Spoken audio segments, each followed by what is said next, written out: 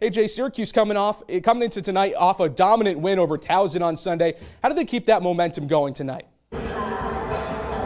Well, JD, in Syracuse's last victory this Sunday over Towson, they put up 98 points, and that was a season high for the Orange, and most of that was because of the defense. They scored 31 points off of 30 Towson turnovers. Maryland Eastern Shore, they averaged 17 turnovers a game, so I'm expecting the Syracuse defense to come out, be aggressive, push the pace, and look to create some offense from their defense. When you're that deep, some important players kind of get lost in the shuffle of those who stand out from game to game. Who are you looking for to have a breakout game tonight and really make their presence felt?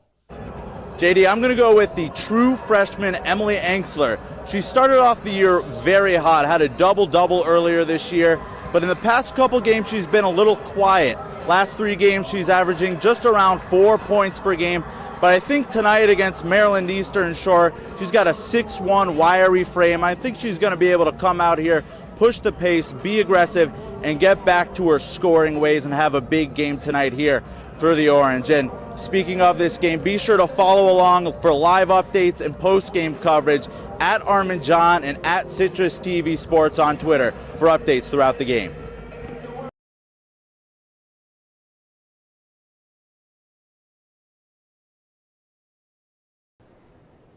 Was an offensive clinic here in the Carrier Dome as the 12th ranked Orange take care of Towson 98-53, 98 points, a season high in scoring for the Orange as 5 different players score in double figures. Coach Quentin Hillsman pleased with his offensive performance.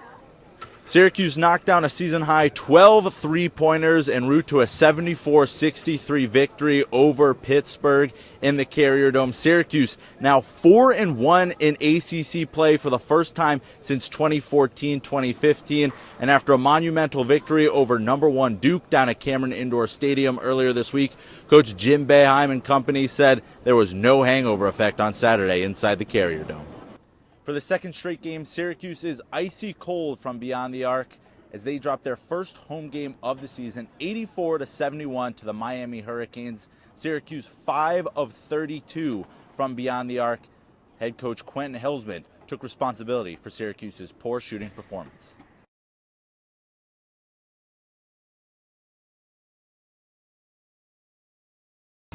Digna Strautmane added another accolade to her already impressive basketball resume this summer. The Latvian native represented her home country at the 2018 FIBA Women's World Cup in September. I can't even describe how good it was. Like the first time, you couldn't actually realize that you are there till the first game and the national anthem started to sound. Competing for her home country since 2012, Strautmane was a part of the first team from Latvia to ever appear in a World Cup. The opportunity to play against the world's best opened the 20-year-old's eyes to just how high the game of basketball could take her.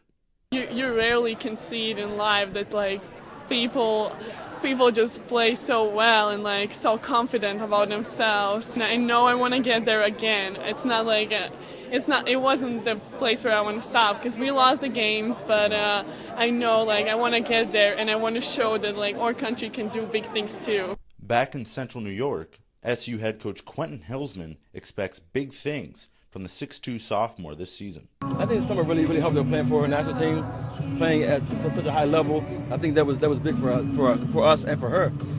Came back in great shape, running the floor in transition. She's a better player now. Latvia struggled in its World Cup debut, losing to China, Senegal, and the United States. But for Strautmane, going up against basketball legends like Diana Taurasi and Sue Bird was an opportunity she'll never forget.